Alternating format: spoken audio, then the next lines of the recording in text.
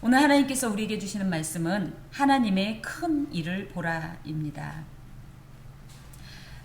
우리 지난주 내용을 조금 더 살펴보면 예수님께서 22절에 제자들과, 여기엔 하루는이라고 되어 있지만 이미 씨 뿌리는 자의 비유를 내리신 날이라는 말씀을 나누었고요.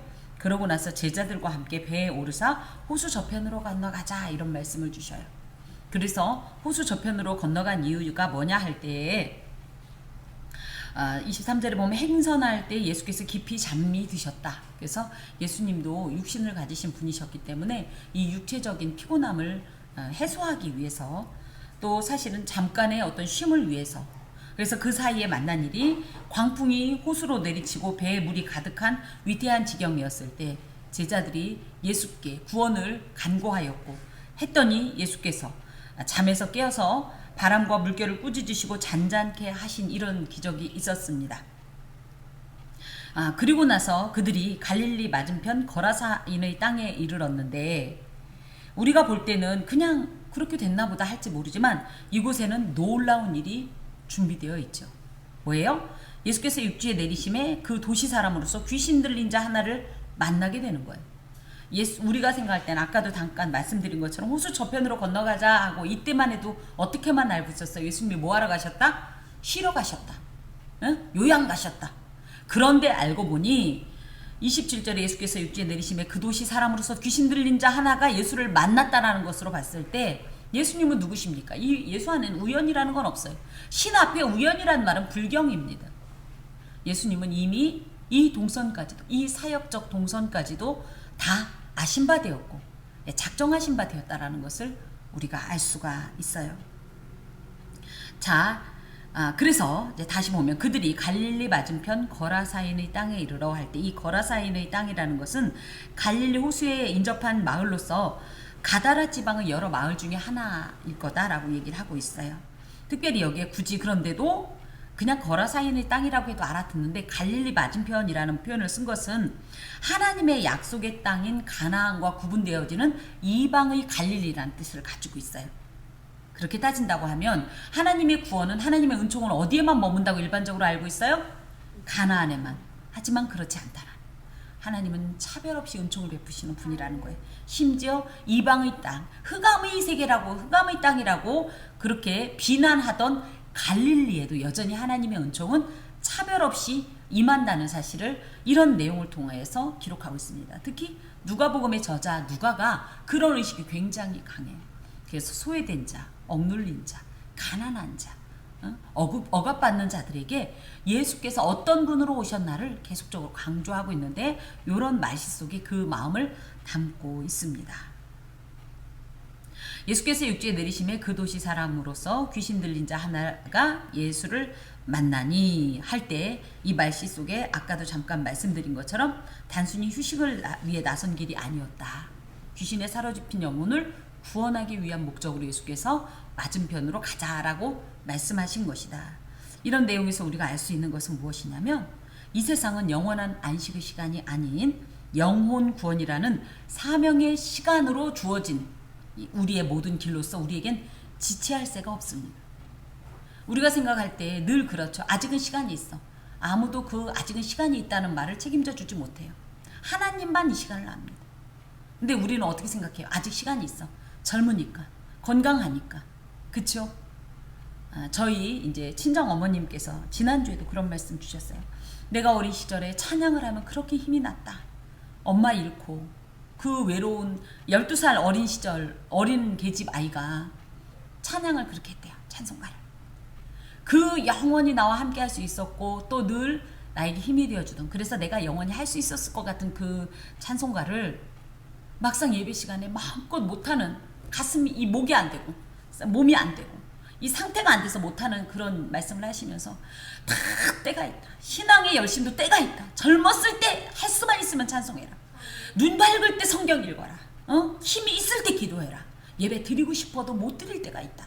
그런 말씀을 계속적으로 하시는데, 우리도 그런 마음으로 하나님 앞에서 맡겨지신 이 귀한 어떤 사명의 길을, 또 이 하나님께서 주신 은총의 길을 행하면서 누리면서 때를 아낄 필요가 있습니다. 자, 봅시다. 그 사람은 이 귀신 들린 자의 상태를 좀 보면 오래 옷을 입지 아니하며, 우리는 귀신 들린 사람을 본 적은 거의 없을 거예요. 하지만 가끔, 물론 구분은 됩니다. 정신의학적으로. 하지만 정신분열증, 과거엔 그렇게 불렀죠. 조현병 환자들을 보면 그들 가운데 이런 모습을 연상케 하는 분들이 있어요. 옷도 함부로 입고, 그쵸? 내지는 때에 안 맞는 옷을 입고, 그러면서 이 사람, 일반 정상적인 사람과는 좀 구분되는 좀 특이한 행동을 하는 그런 모습인데, 이 귀신 들린 자의 특징도 하나가 뭐예요? 일반적이지 않아요. 기본적인 윤리나 도덕의 어떤 이런 가치관을 넘어섰다기보단 그것과 관계없이 살아가는 그런 사람의 모습이 여기에 있습니다. 그러면서 집에 거하지도 아니하여 무덤 사이에 거하는 자라. 집에 거하지도 아니했다라는 말은 뒤에도 이제 나오긴 합니다. 29절에. 하지만 이 사람이 집에 거하게 하려고 했었어도, 그죠? 쇠사슬과 고랑으로 매어 지켰어도 그 맨 것을 끊고 무덤에 갔다라는 표현이 굉장히 중요해요. 무덤은 무엇의 상징입니까? 죽음의 상징이에요. 죽음은 어떤 세력의 이 결과물입니까? 사탄의 결과물이에요. 사탄이 역사한 결과물이라고 할 때 누구 말 맞다는 유유상종이라고 그러죠. 끌리는 거예요. 이 귀신의 세력이 이 사람을 자꾸 어디로 끌고 가는 거예요? 어둠의 세력으로, 죽음의 세력으로, 그 어떤 공간으로, 그 어떤 세계로 끌고 가는 모습을 보게 됩니다. 거기에 집에 거하지 않았다는 것이 이런 자력적인, 물론 자력은 아니죠. 귀신의 세력에 의해서이긴 했지만, 이렇게도 행했지만 또 한 가지는 뭐냐면, 이 사람이 어떤 사람이었습니까? 귀신 들린 사람이었기 때문에 아마 가족들도 이 사람의 이런 귀신 들린 이런 기이한 행동을 견디지 못하고 이 사람을 일종의 방치한 것이 아닐까. 그래서 온전한 집이 아닌 무덤에 거하는 이런 상태가 되었습니다. 마태복음 이 이제 병행 본문이요. 이 동일한 내용을 다루고 있는 본문이 마태복음 8장과 마가복음 5장에 각각 있는데요. 특별히 마태복음 8장 28절에는 여기는 마치 한 사람인 것 같이 기록되어 있는데 마태복음 8장엔 두 사람으로 기록되어 있어요. 그러면은 둘이가 또 뭐가 문제가 있는 게 아니냐? 뭐가 둘 중에 하나가 틀렸냐? 그것보다는 아마 지금 예수님과 이렇게 대화하는 이 사람이 두 사람 중에 조금 더 예수님에게 적극적이었지 않았나? 그리고 대화를 주도하지 않았나? 그래서 이 사람만 마치 그러니까 그 자리에 혼자 있었던 것처럼 지금 누가가 기록하고 있어요. 여기에 또 하나 귀신 들린 자라는 말이 좀 특징적입니다. 귀신 들린 자라는 말을 마가복음 5장 2절에는 더러운 귀신 들린 사람 이렇게 표현돼요. 같은 말인 것 같죠? 이것은 더러운 영 안에 있는 사람. 뭐예요? 더러운 영 안에 있는 사람. 이런 뜻이에요. 원어로는 안드로포스 앤 푸뉴마티 아카다르토라는 말로 더러운 영에 수동적으로 사로잡혀 있는 사람이란 뜻을 갖고 있어요. 이 더러운 귀신 들린 사람이란 뜻은. 또 그런데 여기에는 뭐라고 되어 있어요? 귀신 들린 자라는 말은 아네르 아콘 다이모니아. 그래서 귀신을 소유하고 있는 사람이라는 표현을 갖고 있어요. 보세요. 우리가 생각할 때는 마가복음의 개념으로 보면 뭐예요? 귀신이 사로잡은 사람. 근데 여기는 뭐라고요? 사람이 귀신을 그러니까 소유한 사람. 이렇게 좀 내용이 다릅니다. 그러면 둘의 개념이 다르냐? 이건 귀신의 역사의 두 가지 양면성을 의미합니다. 그래서 뭐냐면 귀신에게 사로잡히는 것, 내지는 귀신 들린 것, 내지는 귀신의 영에 속하는 이 모든 것은 사실은 사람의 의지에도 원인이 있다라는 거예요. 더러운 영인 귀신이 사람을 소유할 수도 있고, 도리어 사람이 그 귀신을 소유할 수도 있다라는 말이죠. 예를 들어 무방비 상태로 귀신에게 그냥 점령당한 사람이 있어요. 그런데 거꾸로 귀신의 세계를 좋아해서 자기가 귀신을 붙잡는 경우가 있다는 거예요. 대표적으로 우리나라에도 지금 이런 것들이 암암리에 이루어지고 있다고 알고 있는데, 사탄 숭배주의자들 같은 사람들 말이에요. 들어보셨죠? 뭡니까? 우리 예를 들어 저희도 어린 시절에 그 학교 여고괴담에서는 우리 시대에 마치 그런 게 있었던 것처럼 하던데, 분신사바 분신사바 그거 뭐 있죠. 우리 땐 그런 건 안 했어요. 그쵸? 그러면은 괴담 속에 있지만 실제로 그러면 어떤 일이 있어요? 얘한테 이상한 역사가 있잖아요. 이게 일종의 이 누가복음에서 얘기하는 마치 귀신을 소유하는 어떤 그런 사람의 형태입니다. 근데 그렇지 않고 일방적으로 갑자기 귀신이 점령하는 경우도 있죠. 대표적으로 뭐 무당들이 신병 걸렸다. 뭐 이런 경우. 그래서 둘 다 가능하다라는 거예요. 귀신이 일방적으로 우리를 점령할 수도 있지만 사람이 자꾸 귀신의 세계를 궁금해하고 간구하고 소망하고 기대하면 귀신이 그래서 예전에 그 귀신이 좋아하는 일 하면 귀신이 붙는다는 표현 하죠. 이게 전혀 또 뜬금없는 소리는 아닌 거예요. 이 원어상을 살펴보았을 때 귀신 들림 현상은요. 사람을 악에 빠뜨리고자 하는 더러운 귀신의 의지와 또 스스로를 악과 어두움에 방치하여 그 마음에 하나님 두기를 싫어하는 사람의 의지가 유기적으로 이렇게 얽히고 설켜서 이뤄내는 어떤 현상이죠. 그래서 우리가 귀신이 우리를 점령하게도 말아야 되겠고 우리 또한 귀신을 자꾸 불러들이지도 말아야 돼요. 귀신이 좋아하는 일이 뭘까요? 한밤중에 머리 풀고 돌아다니는 거? 하나님을 내 마음에서 밀어내는 거. 하나님 말고요. 요 마음을 귀신이 치우지 마요. 하나님 없으면 지가 대장이거든. 그쵸? 우리 마음에 성령이 계신데 지가 어떻게 건드려? 그러니까 어떻게 해요? 자꾸 성령을 회방하고 성령을 거역하고 하나님 속상하게 해서 정말 그러지는 않겠지만 성령이 떠나게 하시는. 근데 이런 일이 가능할까 할 때 에스겔서에 보면 하나님의 영광이 예루살렘 성전 떠나는 장면 나오잖아요. 물론 결국은 돌아오셨지만 그런 모습을 자꾸 하게 해요. 하나님 싫어하는 일 자꾸 하면서 하나님을 등지면 누가 제일 좋아해요? 그러면서 어떻게 되는 거예요? 귀신의 영에 우리가 점령당할 수 있어요. 오전에도 잠깐 말씀을 드렸는데요. 마귀에 대해서 우리가 너무 극단적인 어떤 이런 이 태도를 지향해야 돼요. 뭐냐면 귀신 없다. 이것도 잘못이에요. 귀신 있어요. 귀신에 대해서 제일 많이 얘기한 게 성경이라니까. 귀신이 있습니다. 귀신의 실체는 타락한 천사들의 영으로서 감히 절대자이신 하나님 앞에 대든 애들이에요. 걔들이 얼마나 세력이 많았으면 여기도 군대라는 표현이 나오지만 얼마나 세력이 많았으면 야 싸워볼만 하네. 얼마나 재능 면에서나 모든 면에서 뛰어났으면 감히 하나님 앞에 대적을 했겠어요. 어지간하면 대들 수 있습니까? 그쵸? 지들이 생각해도 이 천사장 이제 지금은 루시퍼지만 그 당시에 루시엘이 이 자기를 따르는 수많은 천사들을 데리고 야 한번 붙을만 하다 해서 붙은 거예요. 그런 세력이기 때문에 결코 만만치 않습니다. 이 능력이나 이 세력 면에서 이 지혜 면에서 만만치 않습니다. 이걸 분명히 아셔야 돼요. 우리가 이길 수 있어요? 귀신 없다 그렇다고 없어요? 있어요. 근데 우리는 왜 두려워하지 않아요? 그 귀신을 이기신 분이 우리 하나님이세요. 하나님 때문에 안 무서워하는 거지. 그렇다고 또 너무 무서워서 어느 잘못된 그 교회처럼 여기 가도 귀신, 딸꾹질해도 딸꾹질 귀신, 코 나와도 콧물 귀신, 그죠? 눈 떨려도 눈 떨림 귀신, 이렇게까지 또 귀신에 사로잡히지도 말아야 돼요. 귀신은 우리의 영을 어떻게 할 수는 없어요. 아까 오전에도 말씀을 하셨지만 우리는 하나님께 복을 받은 자들이라는 아주 고유하고 독특하면서 은혜로운 신분이 있습니다. 우리를 건드리지는 못해요. 근데 우리가 진짜 두려워할 자가 누구야? 하나님인데 하나님은 안 무서워하면서 귀신을 무서워하면요. 귀신이 어떻게 생각하겠어요? 어라? 이거 해볼 만한데? 정신 똑바로 차려야 돼요.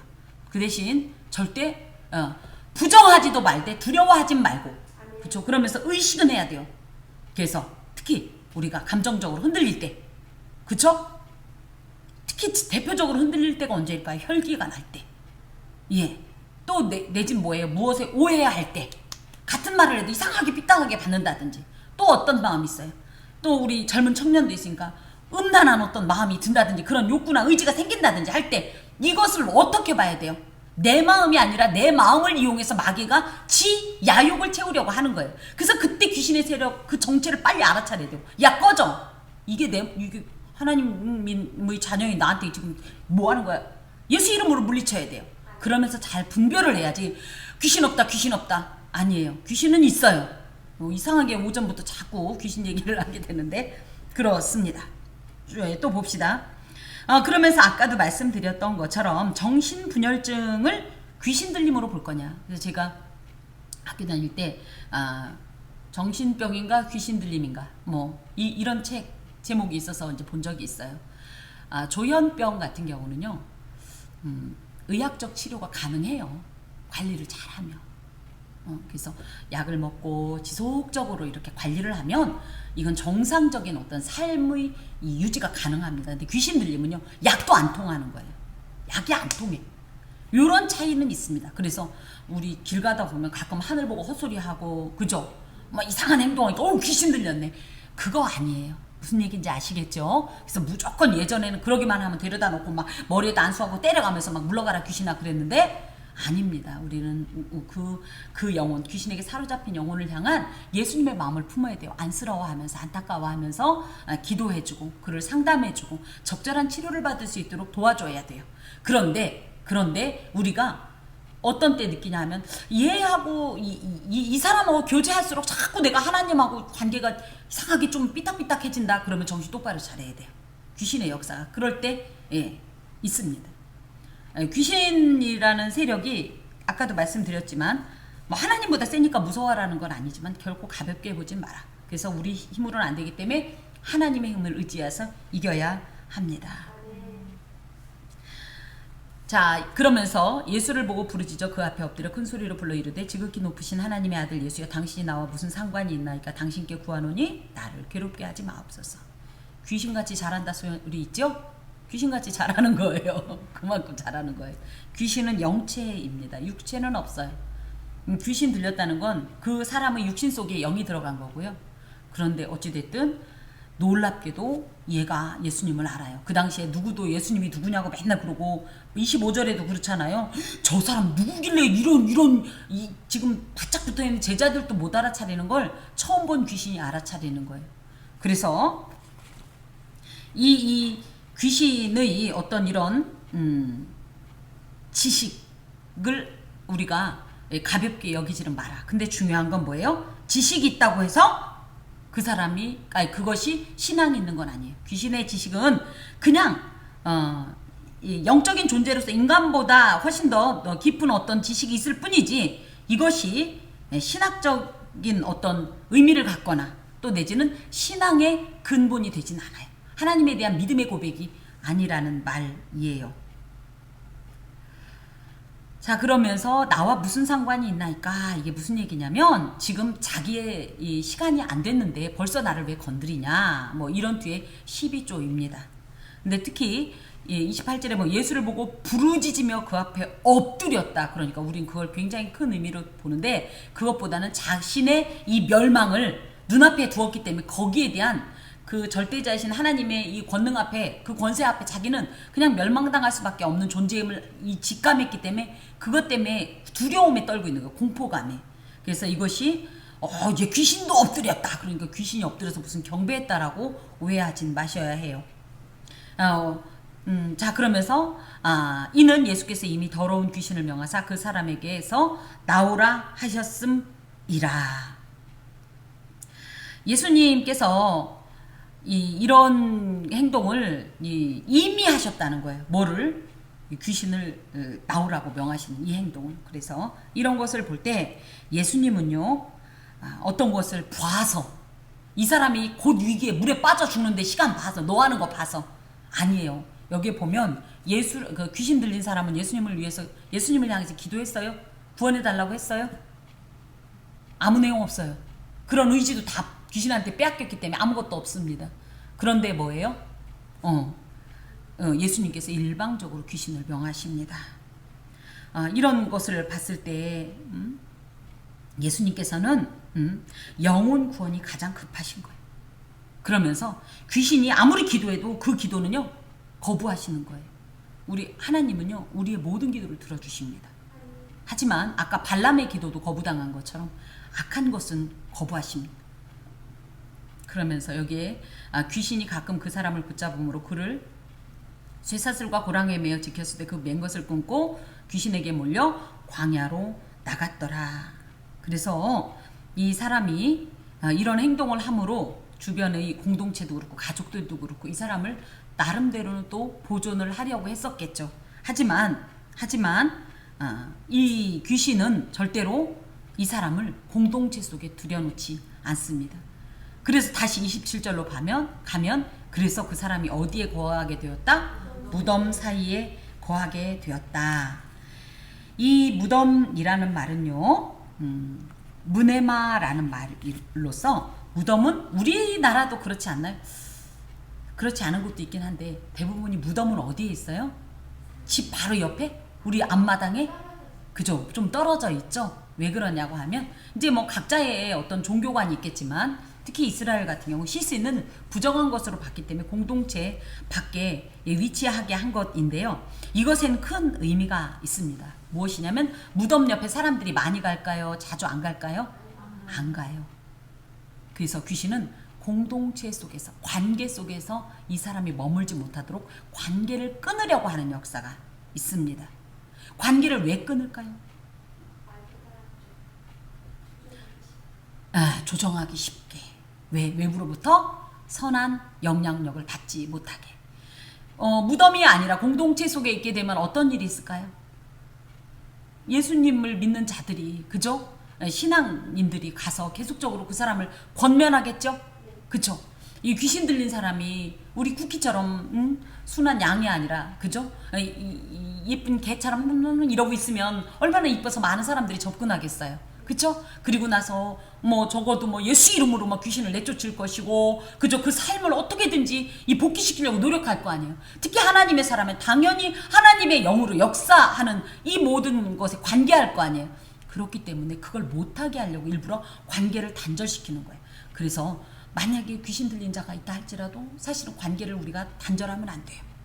오히려 곁에 붙어서 그 영을 위해서 하나님의 이름으로 또 축사도 하면서 축복도 하면서 이렇게 해서 그 사람이 이 관계의 단절로 인해서 더 이전의 상태보다 더 심해지는 것을 막을 필요가 또 우리에게 있습니다. 요즘은 그런 일이 있으면 대부분이 어디로 보내요?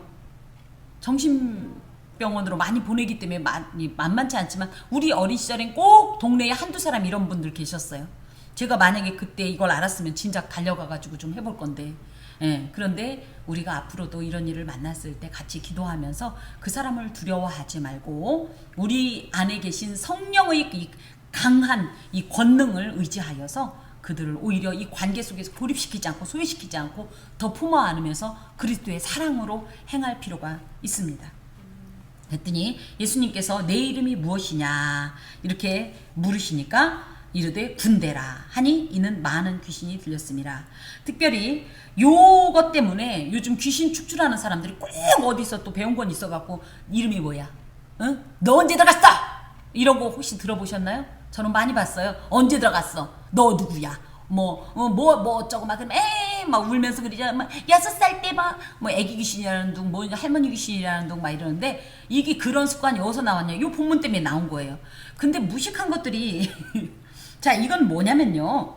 당시 헬라 세계에서 귀신을 추출할 때 자주 사용했던 주술적 방법이에요. 예수님은 원래 이런 것 안 물어보시고 그냥 말씀으로 그냥 귀신을 추출하시는데 이런 행동을 하셨던 건 이곳이 어디다? 이방인의 땅이죠. 그렇기 때문에 사람들이 이런 거를 통해서 예수님의 이런 행동에 대해서 더 관심을 갖고 이해하기 쉽도록 하기 위한 이방인들과의 접촉점을 마련하기 위해서이기도 하고 더하여서 사실은 또 마귀의 정체를 밝히기 위함이기도 해요. 이 마귀의 정체를 스스로 말하기를 군대다 이렇게 말했죠. 군대다라는 말은 원어상 레기온이란 말로 이 말은 당시의 군대 전문 용어입니다. 황제 시대에는 중무장한 6,000명가량의 보병에 120명가량의 기병으로 구성된 것이 레기온이었어요. 그만큼 지금 뭐예요? 심한 상태라는 거, 이 사람. 이런 어마어마한 이 세력의 이 영적인 존재들이 그 안에 가득해 있다라는 거죠. 이루 말할 수 없을 정도로 강한 귀신이 이 사람을 괴롭히고 있다라는 것을 의미하고 더하여서 누구 말 맞다나 끝까지 이 하나님 앞에 대적하는 마음으로 자기 자신이 얼마나 센지 과시하기 위한 귀신의 나름의 이 PR이 맞나? 과시, 자기 과시. 라는 것을 우리가 알 수 있어요. 그랬더니 그러면서 이제 구한 것이 무적행으로 들어가라 하지 마시옵소서 이렇게 얘기하는데, 무적행은 어디냐면요, 바닥이 일단 없어요. 그래서 끝없이 떨어지는 공포스러운 공간으로, 이곳은 최후의 심판이 있기 이전에 멸망받을 짐승 곧 사탄의 세력이 일시적으로 거하는 실제적인 공간을 무적행이라고 표현해요. 이곳이 얼마나 두려우면, 거기 아직은 최후의 이 멸망이 있기 전이니까 자기는 가게 되면 거기를 가게 되는데, 거기를 가지 않게 해달라고 오죽하면 기도를 할 지경이에요. 무적행이 이토록 두려운 곳이라면 최후 심판 이후에 처해지는 유황 불못, 계시록 20장 10절에 있는데, 이곳은 얼마나 더 두려운 곳일까요? 임시적인 이 심판의 장소도 이 정도로 두려운데, 이곳은요, 심판 이후에, 최후 심판 이후에 사탄의 세력이 가요. 그리고 이곳에 너무나 안타깝게 하나님을 믿지 않는 자들도 함께 가는 곳이라고 계시록 20장에 기록되어 있어요. 귀신은 이 실체를 아니까 무서운 거예요. 그런데 이 실체를 알지 못하는 인간들은 어떻게 생각하는 거예요? 아, 죽으면 그만이지. 죽으면 그만이 아니니까 문제예요. 죽으면 그만 아닙니다. 죽은 다음에가 실제예요. 그랬더니 예수님께서 그 기도를 마치 들어주시는 것처럼 행동을 하시죠. 마침 그곳에 많은 돼지떼가 산에서 먹고 있는지라 귀신들이 그 돼지에게로 들어가게 허락하심을 간구하니 이에 허락하시니. 그래서 무적행 대신 어디로 가라고요? 많은 돼지떼에게로, 귀신이 거기로 갔으면 좋겠다고 했더니 허락해줘요. 이 허락이란 표현이 오전에도 나오는데요. 이것은 귀신들의 입장에서는요, 무적행에 일단 안 가는 것으로도 그나마 다행이고, 또 한 가지는 뭐예요? 이 돼지떼들이 다 이렇게, 나중에 보면 이게 이 마가복음 5장에는 2,000마리 정도 됐대요, 돼지떼가. 그러니까 이 수많은 돼지떼들을 한 번에 몰살시키면 그 동네 사람들이 예수님을 어떻게 보겠어요? 잘하셨습니다, 예수님. 역시 우리 주님은 대단하십니다. 그렇게 볼까요? 어떻게 보겠어요? 당장 그 어마어마한 손실인데 얼마나 화를 내고 예수님에 대해서 반감을 갖겠어요. 이 마귀는요, 끝까지 하나님 앞에 대적하는 존재라는 거예요. 예, 자기가 졌어도 지는 걸 포기하지 않고, 지금도 여전히 머리가 상했는데 그 꼬리의 힘으로 지금 주님의 백성들을 시험에 빠뜨리고 넘어지게 하는 이런 존재잖아요. 예, 이렇게 합니다. 그런데도 예수님께서 이것을 허락하신 이유는, 첫 번째, 돼지는요, 유대인들에게 있어서는 레위기 이 정결법에 이 근거하여서 11장에 보면 매우 부정한 짐승이었어요. 그래서 이런 부정한 것들은 언제든지 무엇이든지 척결해야 된다라는 것을 예수님께서 보여주시기 위해서 허락을 하셨습니다. 또 한 가지는요, 오늘날도 돼지값이나 소값이나, 예전엔 돼지값이 훨씬 쌌죠. 근데 요즘은 우리 삼겹살 값이 만만치 않아요. 그죠? 그런데 이런 것처럼 이방인에게도 그 당시에 상당히 가치 있는 짐승이었어요. 그런데 예수님께서는 이거죠. 영혼 구원과 물질의 보존 중에 어떤 것이 더 귀하고 가치 있는 것이냐. 그래서 영혼을 구원하기 위해선 이 세상이 그 어떤 가치로운 것이라 한다 할지라도 그 앞에선 비교할 것이 없다. 이것을 보여주시기 위해서 이것을 허락하십니다. 그랬더니 귀신들이 그 사람에게서 나와 돼지에게로 들어가니 그때가 비탈로 내리다라 호수에 들어가 몰사하거늘.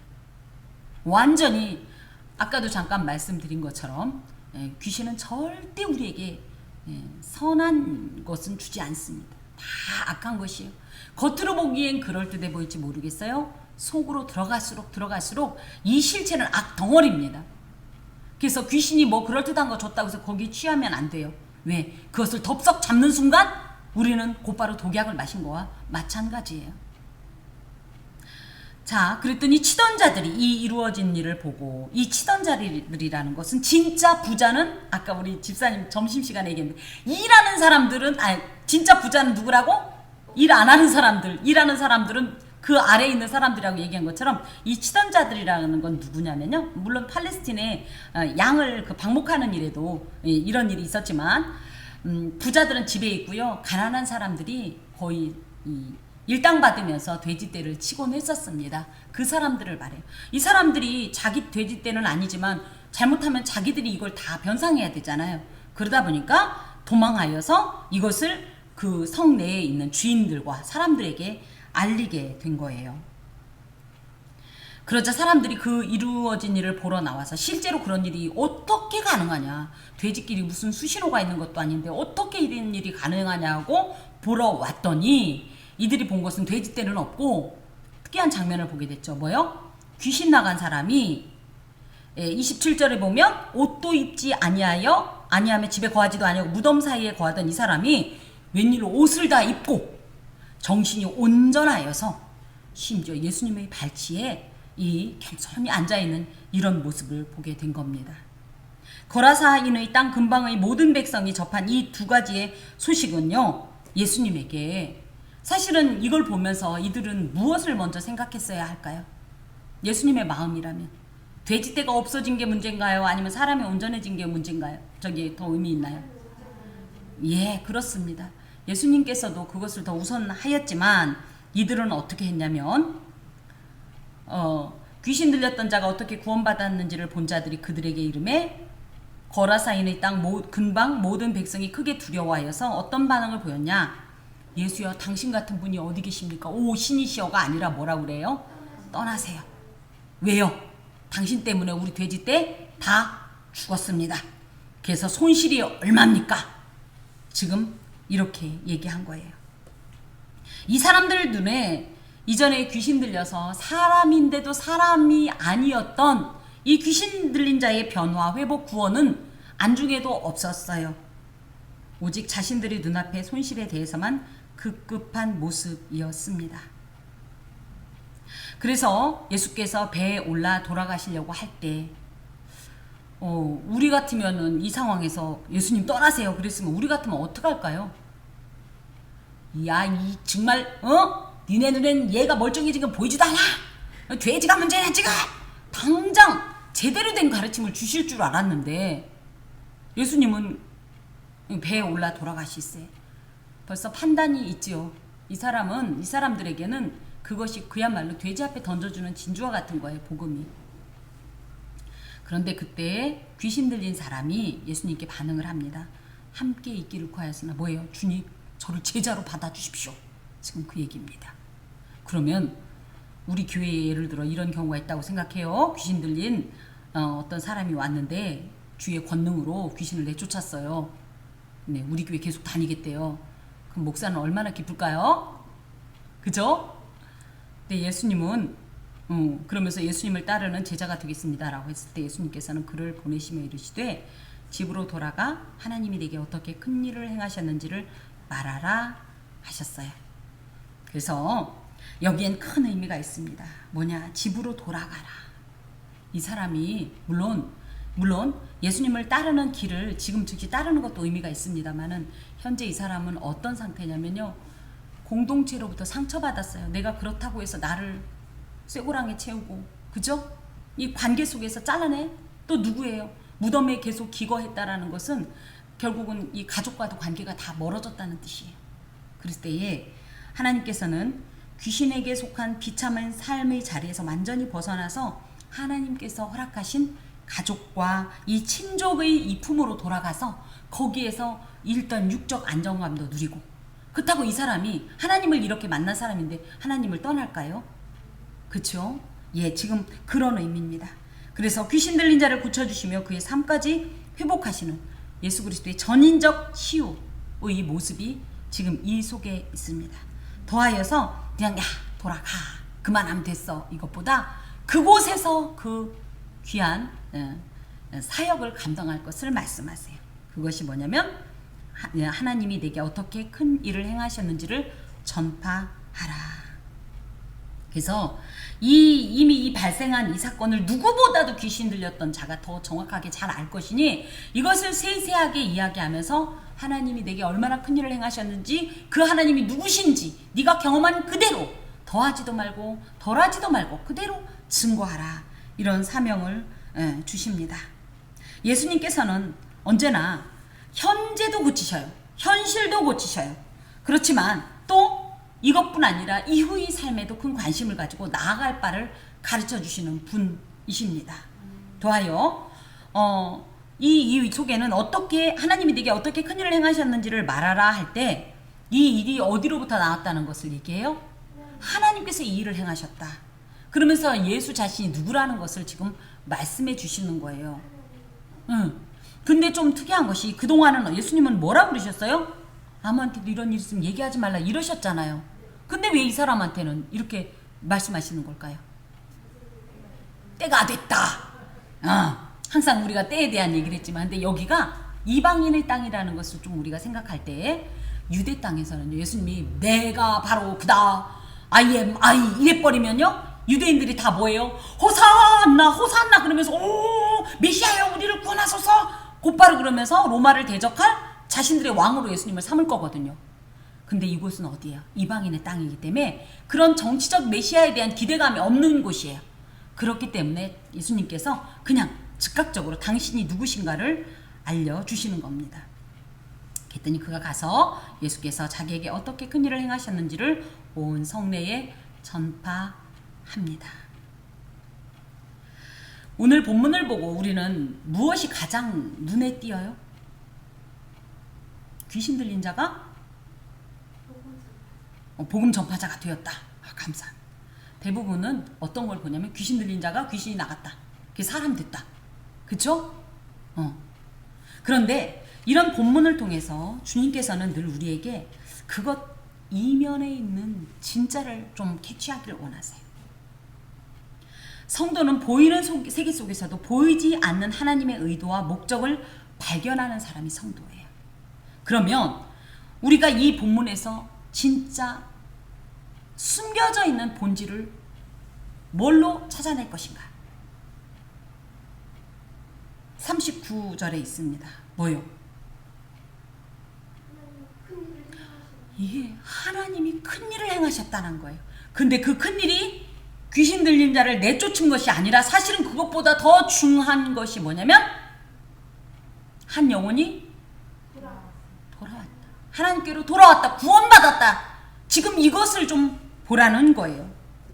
하나님의 크고 위대하신 역사로 보이는 현상 너머에 실제하는 영혼에 대한 하나님의 행동들, 의지들을 보라는 거예요. 그래서 잠시 우리가 스쳐 지나갔지만 예수님은요 이 사람을 그 군대 귀신에 들린 이 사람을 귀신을 내쫓은 게 중요한 게 아니에요. 예수께는 무엇이 중요해요? 죽었던 자가 복이 되었던 자가 버려졌던 자가 살아났다 돌아왔다 회복했다 치유받았다. 누구의 일로? 누구의 능력으로? 하나님의 능력으로. 지금 이것을 우리에게 보기를 원하셔요.